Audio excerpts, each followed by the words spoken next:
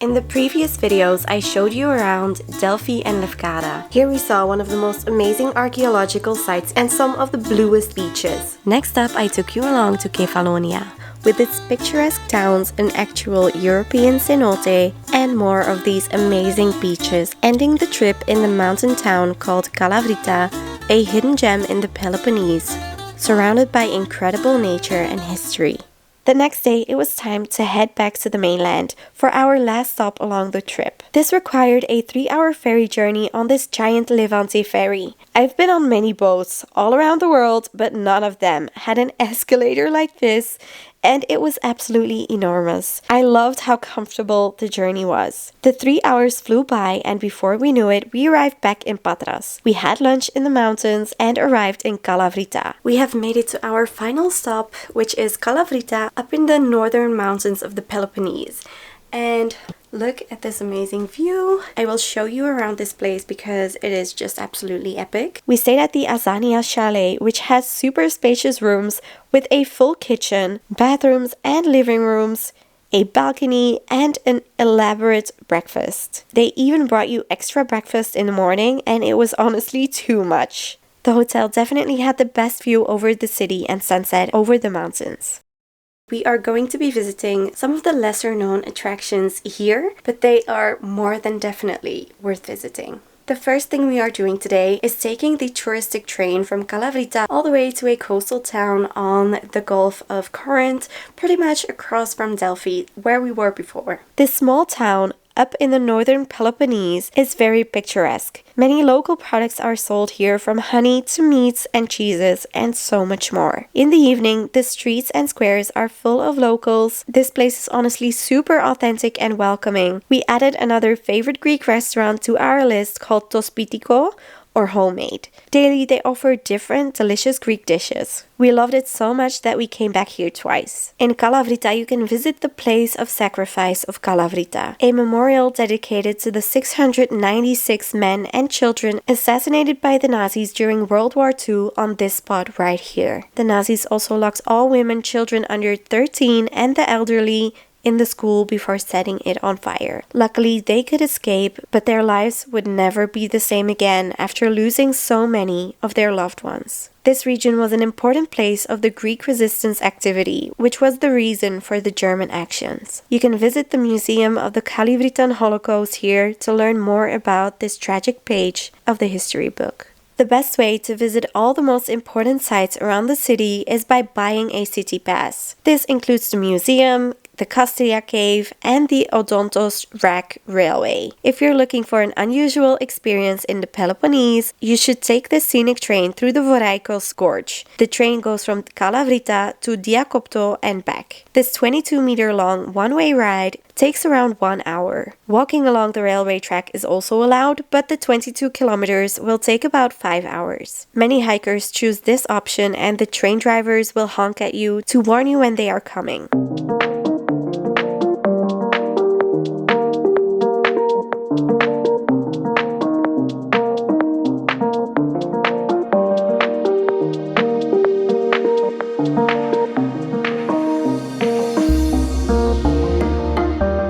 At Diakopto, we immediately turned back without seeing much of the place, which it's mainly just a coastal town, but we wanted to make it back to the cave lakes, or Kastia Cave, arguably the best cave in Greece.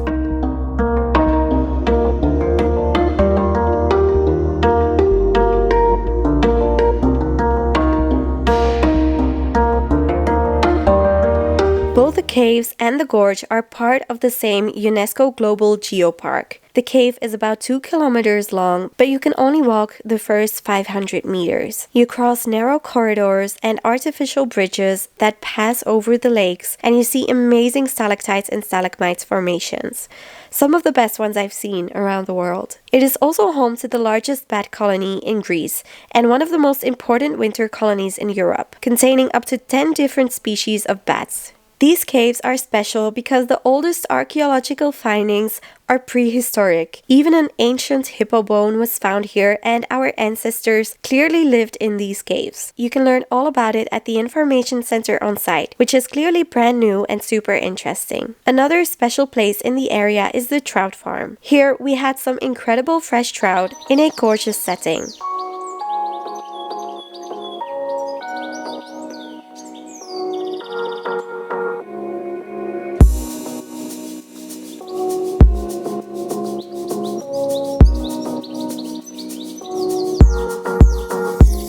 On our way back, we spotted an owl. I can't believe we managed to see this one. Our last stop of the day was the Kalavryta ski center. Once again, this is a popular ski resort, so you can see the ski shops all around town. After another elaborate breakfast accompanied by some baby swallows, we started heading back to Athens to fly home. This was another part of the Peloponnese that we were happy to have discovered. Alright, I am back with a little recap of our road trip. My thoughts on it, and also breaking down our costs and budget. During this trip, we were only in the car for 2 hours on end each time, which was perfect because last year we were in the car up to 4 hours a day and it was too much. So that was definitely a good thing about this itinerary that we created. This trip especially was an amazing combination of culture, beach, mountains, and also a super authentic Greek village, so it had anything we want in a perfect Greece itinerary. Make sure you have a good playlist on the road, because on the radio with the rental cars you will only come across Greek music when you're driving through the mountains. We had a USB port all the way hidden in a little corner of the middle console between the driver and the passenger. When we connected our USB with our phone to charge, that would be the phone that would then play music on the radio. So instead of Bluetooth or anything, that was how it worked. So just in case you are looking for a way to play your music, have a look at that, because yeah, we were kind of surprised, but in a good way. The infrastructure in Greece is great for road trips. The highways are so well maintained, you do pay some toll, but we only had one road this year around that was gravel. That wasn't really a great road, but that was the one that went up to our Airbnb. That was the only non-asphalted road we had this year around. So this region is definitely very accessible. The mountain roads can also get very windy, so definitely keep an eye out for short turns and motion sickness. Right, let's get into what we spent on this road trip. We were gone for 12 days, 11 nights, and here is what we paid. Our flight from Brussels to Athens cost us 357 euros per person, which is a decent price given it is in like the highest of seasons in Europe. We always get a van that all 5 of us fit in. It's usually a van for 7 people, but that way we can also fit our luggage in it if we're going to be moving in between hotels. We love it. This is definitely the way to go if you're traveling with 5 people. We paid about 1,000 euros in total for the rental car, so that's about 200 euros per person. The toll in total was 55 euros, but it would have been half if we didn't have to go to Patras and back, because the famous Rio Bridge costs 17 euros to pass. So we had to do that twice to get to the hospital and then to continue our trip to Lefkada again. So yeah, that's unfortunate. That's a cost we wouldn't have necessarily had if we had just done our route as we had planned, but anyways, it was cool to drive over. When it comes to the ferries, we took 2 ferries and we also have a car. So you pay for the car and then you pay per person. It cost us 50 euros per person to take 2 ferries, one from Lefkada to Kefalonia and one from Kefalonia to the mainland. The Lefkada Kefalonia one was 1 hour, the other one was 3 hours, so that one was more expensive. But still great value for money, because have you seen that ferry? That ferry is just like no other ferry I've ever been on in the entire world. It is so comfortable. You don't even feel that you're on like a huge boat.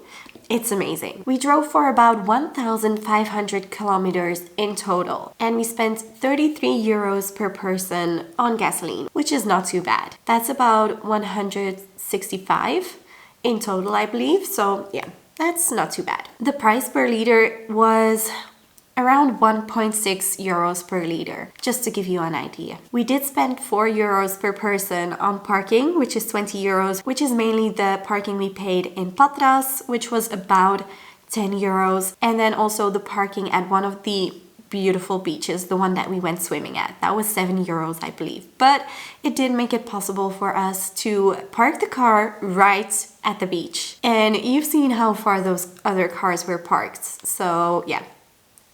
For us, especially being 5 people, just paying 7 euros to be right at the beach is a bargain. We don't pay for any other services like day beds, etc. So yeah, it's not too bad if you're on one of the most famous beaches. Accommodation this year was quite a bit more expensive than last year. Last year in the north of Greece, it was very affordable. This year around, we paid 60 euros per night per person, not counting the extra nights we had to spend in Patras, unfortunately. So yeah, it is a bit more expensive, but also you are on the Greek islands. The one in Delphi was definitely cheaper, and Kalavryta was just the most insane hotel. I can't believe we got it for that little money, because obviously it's off season in the mountains. It's usually a winter destination, and they were also doing some renovations, which we didn't mind. We didn't really notice it at all, and the view and the breakfast, it was just spectacular. And I think we lucked out being able to go there once, because I think it won't be within our budget anymore once it's completely finished. So yeah, accommodation was a bit more expensive, but not too bad if you're considering we are in the midst of high season. Delphi cost us 12 euros per person to visit, which is so worth the money. It also includes the museum,